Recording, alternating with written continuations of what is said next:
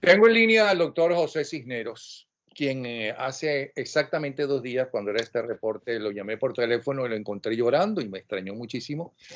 ¿Por qué? Que si le había pasado algo y sí le pasó, que estaba viendo la situación de la medicina, de los hospitales y de los seres humanos que viven en Venezuela en cuanto a la medicina. ¿Qué está pasando realmente?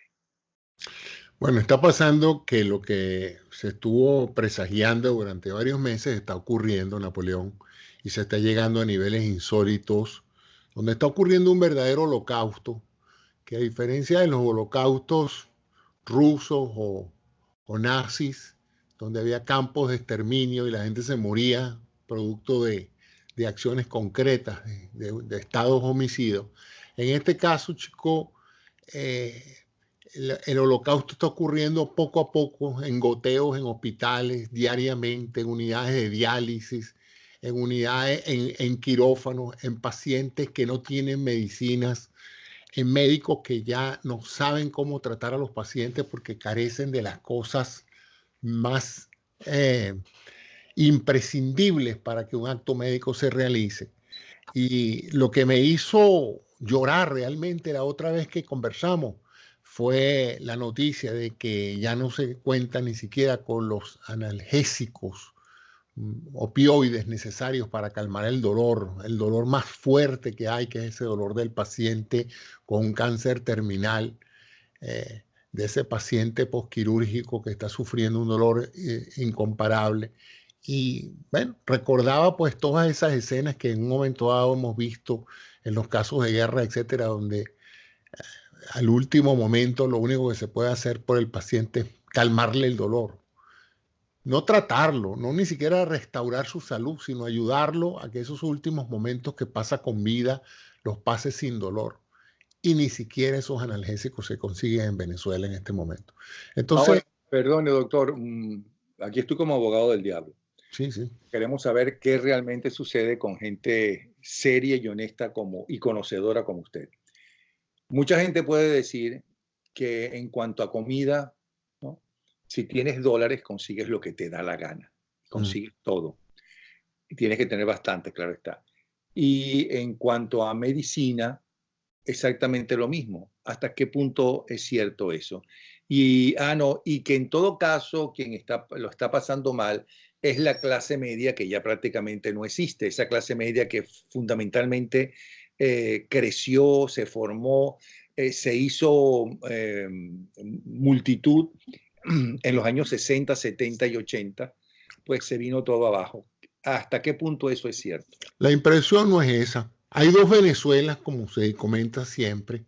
Siempre hay dos sociedades en todo país. Siempre hay una sociedad opulenta que no sufre los rigores de los déficits, de las crisis económicas, de los acontecimientos más violentos.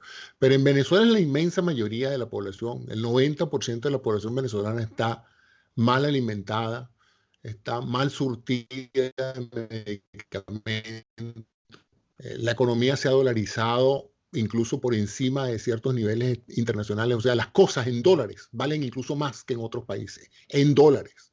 El dólar ya circula libremente en los puntos de venta. La gente que puede en un momento dado obtener estos dólares, pues paga. Pero aún así, la inmensa cantidad de los pacientes, de las personas, no tienen recursos suficientes para atenderlo. Los médicos tampoco.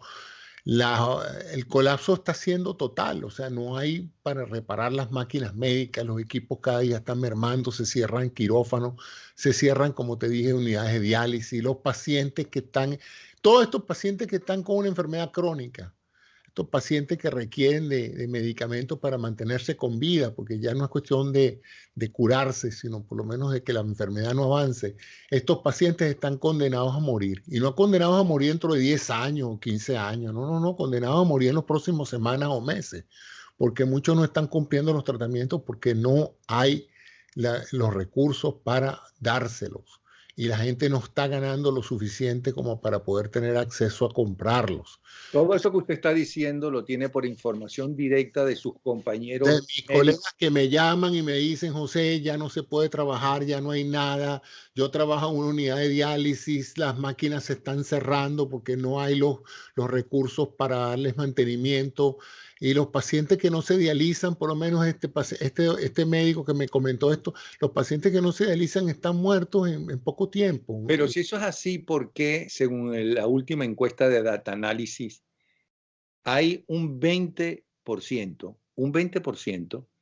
de personas que dicen que Maduro lo está haciendo bien? Bueno, ellos tienen su clientela política y también tienen una serie de rehenes. Bueno, yo no estoy muy seguro de que el 20% de la población, será el 20% de la formación de la población que no se ha enfermado todavía.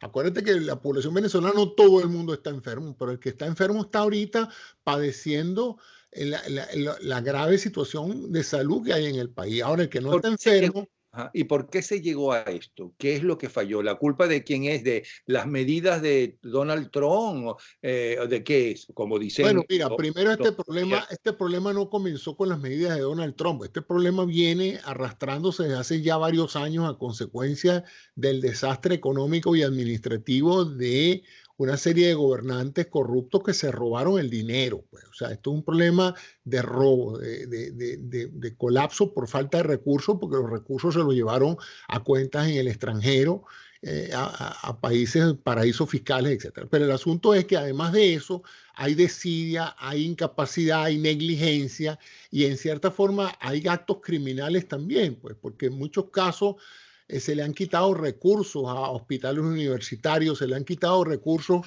a instituciones que tradicionalmente, bueno, mira, es muy sencillo, médico que no estaba con el gobierno, médico que se le quitó los recursos, pues tan sencillo como eso, departamento de salud pública que no se vestía de rojo, rojito y no salía a marchar, pues al día siguiente no contaba con los recursos para seguir operando.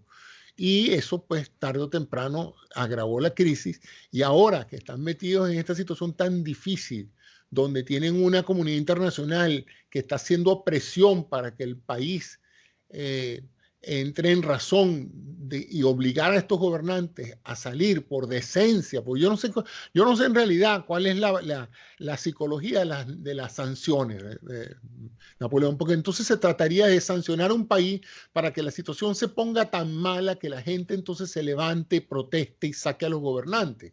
Ahora, si la gente no sale, protesta y saca a los gobernantes, entonces las sanciones también como tal están creando una situación peor.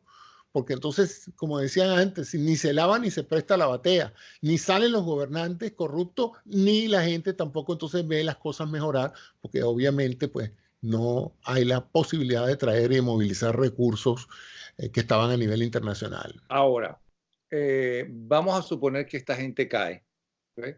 Y la que lo sustituye es mejor que esta gente. Va a ser difícil que sea peor, pero bueno, todo es posible en la dimensión desconocida. Vamos a suponer que realmente quiere solucionar el problema sanitario, el problema de la medicina en general. ¿Qué es lo que hay que hacer y cuánto se tarda en que Venezuela vuelva a ser como en los años, vamos a decir que en los años 60, pues?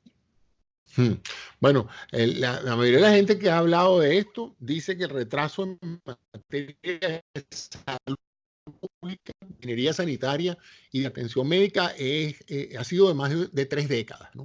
O sea que ahorita los indicadores de salud de 30 años, sí, claro. Bueno, ha vuelto el paludismo, ha vuelto la difteria, ha vuelto el sarampión. En Venezuela no se realizan muchas operaciones básicas. Bueno, no te estoy diciendo pues que no hay una morfina para darle a un paciente terminal que un dolor en caso de un cáncer. Entonces, eso hace 30 años no hacía falta. Habían esos recursos. Cuando yo era joven, cuando yo era un niño, hace 45, 50 años de eso, pues ya yo tenía 12 años, yo recuerdo que la sanidad pública iba a las escuelas, Napoleón, vacunaba a los muchachos, unos camiones llevaban unos aparatos de rayos X y le hacían a uno una fluoroscopia pulmonar para ver si había tuberculosis. Los muchachos eran vacunados en las escuelas y yo te puedo decir con toda honestidad que en mi colegio había médicos en el colegio. En el Liceo Urbaneja Chelpol había un consultorio médico todos los días con un médico aquí a cargo. El doctor Musa se llamaba. El doctor Musa era el médico de la escuela. Tú podías salir, esto es un liceo público, Napoleón. Yo no te estoy hablando de los liceos más caros de Venezuela. Es un liceo público donde tú podías salir a las 10 de la mañana con un dolor de cabeza y subir 2 pisos y ir a casa del doctor Musa para que él te examinara y te viera en el liceo. Así era la calidad de la atención médica pública en Venezuela.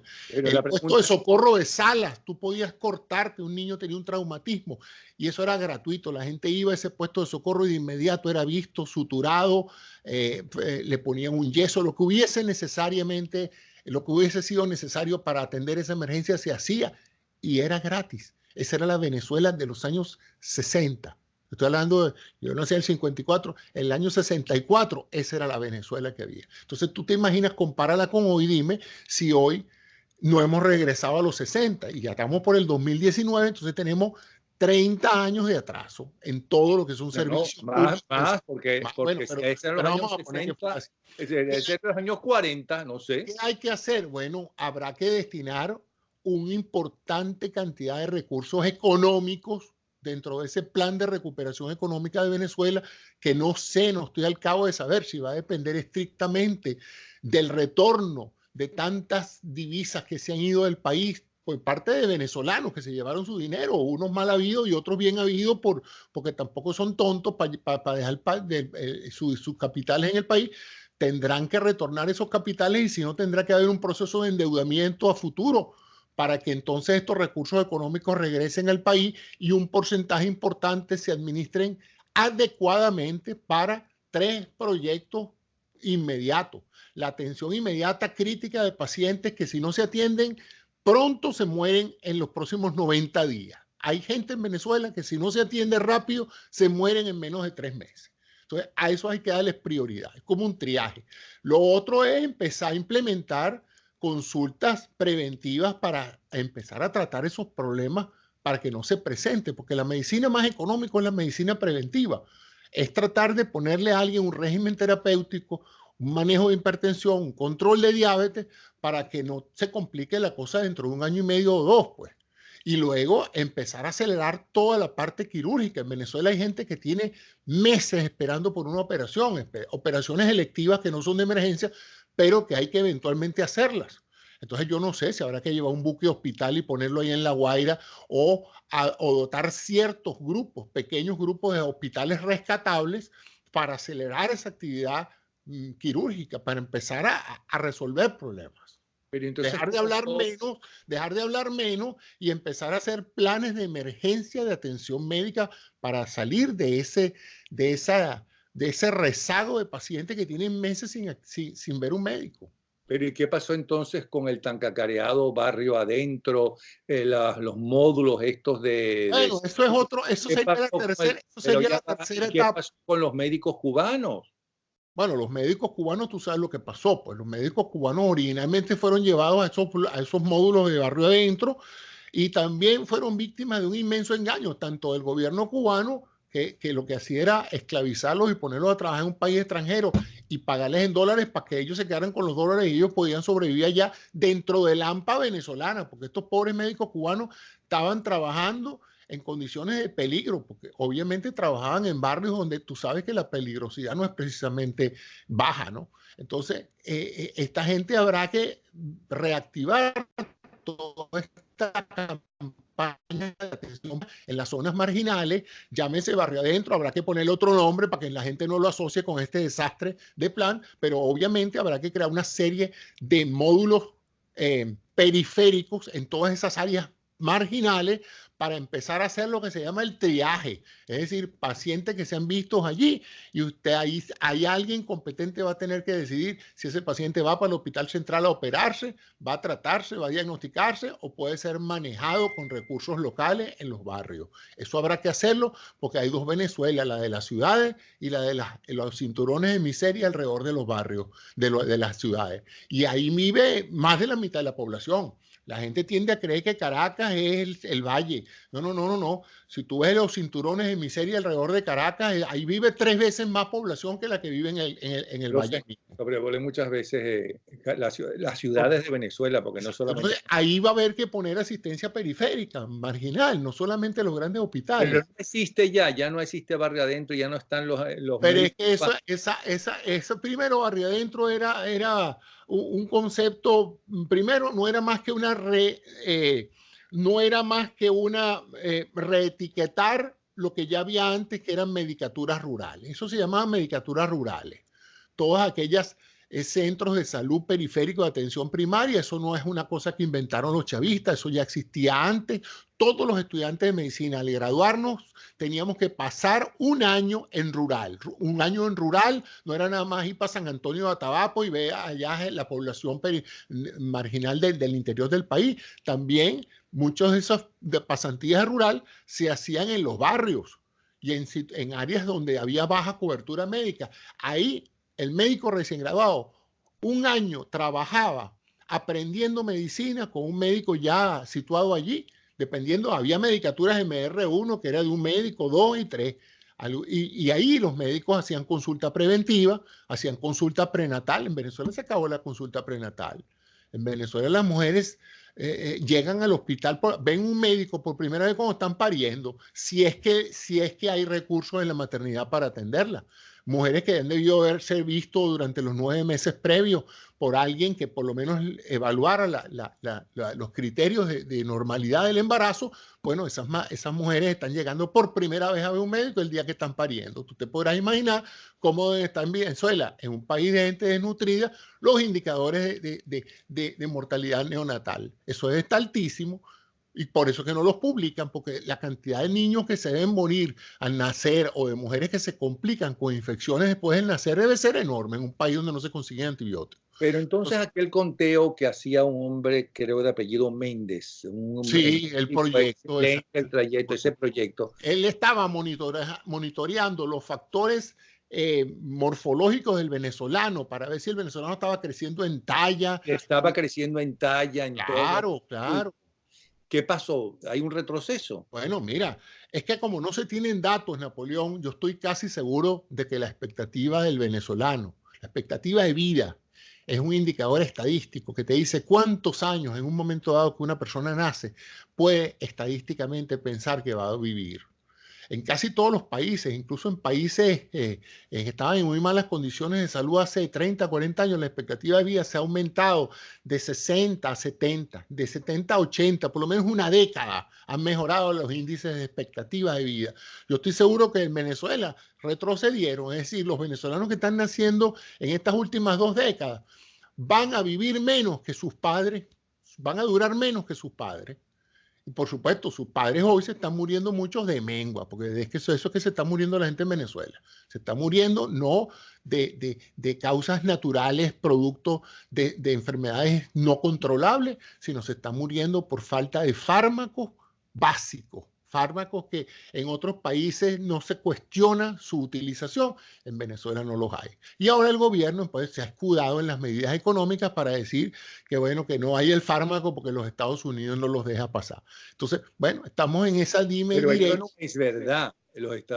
Estas medidas... bueno, tengo yo entendido que las medidas, las sanciones económicas no afectan la entrega ni de medicinas ni de alimentos. Eso es pero lo que ¿qué gana el régimen con quitarle la comida y la salud al pueblo venezolano que ellos dicen que aman? Bueno, es que no es que se lo están quitando, es que se robaron los reales. Si yo tengo la obligación de mantener a mis hijos, pero yo me cogí los reales del mantenimiento de mis hijos y me los llevé para y ahora mis hijos están pasando hambre, yo no es que no les estoy negando la alimentación, es que no tengo con qué comprar los alimentos, no los tienen con qué comprar porque obviamente esta gente no tiene ya dinero, pues ya el país está todo empeñado, los chinos no prestan real, los rusos no prestan más dinero, están ahorcados económicamente y básicamente están raspando la olla. Eso es lo que están haciendo, liquidando el oro, cuanta cosa puedan vender en Venezuela y sacarle provecho. eso es lo que están haciendo los administradores del país. Hay una corrupción enorme, hay una lavadora de dólares. Todo el país ahorita es una inmensa, yo lo veo como una inmensa lavadora de dólares, porque a veces me pregunto, bueno, ¿y dónde está saliendo tanto dólar en billete, en papel moneda, para mantener la circulación en los supermercados? Y eso que la gente me dice que va y entra al supermercado y paga en dólares y le devuelven el vuelto en dólares. No es que dan dólares y les dan bolívares devaluados. No, no, no, es que yo doy $20 y me dan $10 devueltos. Y digo, bueno, ¿y dónde saca la otra persona un billete de 10 para darte los 10 devueltos? Bueno, ese es el gran misterio, porque o Donald Trump les está mandando container de dólares allá para que el dólar circule, o esos dólares tienen que estar viniendo de algún lado. Y la única forma que se puede justificar la presencia de dólares en efectivo moviéndose en el comercio venezolano tiene que ser que esos son dólares del narcotráfico, porque ¿de dónde más? ¿Qué otro país está pagándole a Venezuela? No en dólares, en billetes de dólares. O sea, el papel moneda circula en Venezuela. No es que te digo, mira, estos cauchos valen $200 y págamelos en bolívares. No, no, es que tienes que bajarte de la mula con $200 en billetes de $100. ¿De dónde salen esos billetes de $100? Esa es mi gran pregunta. Yo no sé de dónde sale. Insisto con esta última pregunta. Cae esta narcodictadura. ¿En cuánto tiempo, dirigidos por gente que no tienen por qué ser eminencias, porque los que llegan a los puestos más altos de la política no son precisamente los más intelectuales, los más los mejores, pues, en cuanto a su profesión, ya sean médicos? Pues van a tener que serlo, Napoleón, porque ya el país no aguanta más gente. Bueno, no, pero puede ser una persona normal y corriente, pero talentosa, conocedora de lo que es la política y demás. ¿En cuánto tiempo crees que se pueda recuperar la salud? Dependerá de la eficiencia, de la eficacia de los administradores que lleguen a esas posiciones. Vamos a decir que es gente eficiente y que quiera al país. Bueno, como te dije, un plan de emergencia de salud puede ser implementado en menos de 6 meses. Y eso atender la emergencia inmediata de todo aquel que pueda ser rescatable en 6 meses. En otras palabras, personas que están críticas por problemas de una nefropatía aguda que necesitan diálisis. Bueno, se traen 4 o 5 máquinas, 10 máquinas, 15 máquinas las que se necesiten, o se hace un uso eficiente día y noche de diálisis y bueno, por lo menos se saca la cantidad de gente que si no se atiende de inmediato se va a morir de insuficiencia renal. Las pacientes que necesitan cirugía, lo mismo, pues se abren una serie de pabellones al estilo militar. Eso no es nada del otro mundo. En las guerras se han montado hospitales de campaña en cuestiones de horas. En las guerras estas nuevas hay equipos de medicina y de tecnología médica que te montan un hospital en 24 horas, lo tiran en paracaídas, se infla un inmenso hangar y allí se mete de todo y en cuestión de horas hay gente operando y sacando pacientes. Eso es lo que habrá que hacer en Venezuela. La otra cosa es el recurso humano. En Venezuela se le ha ido un contingente importante de médicos, de enfermeras, gente que está totalmente deprimida. Los que se han quedado en Venezuela están fatigados, agobiados, frustrados porque no pueden salvar vidas, no pueden atender pacientes. Entonces, eso todo habrá que habilitarlos de nuevo con los recursos necesarios y habrá que hacer una gran movilización nacional para lograr eso. Y lo otro, bueno, regularizar los suministros de alimentos y de medicinas, pues. Ese es otro factor, pues. Porque nada ganamos con que el paciente sea visto en un hospital de emergencia y sea atendido y sea operado y el paciente se vaya para su casa y no tengan con qué comer y no tengan con qué cumplir el tratamiento que se le pone. Entonces, esto, como te dije, esto requiere planificación y yo entiendo que los políticos no tienen por qué saber de todos los elementos técnicos de esto, pero tendrán que asesorarse con la gente que sí sabe, porque ya el país no puede darse el lujo de seguir estando en manos de gente incompetente.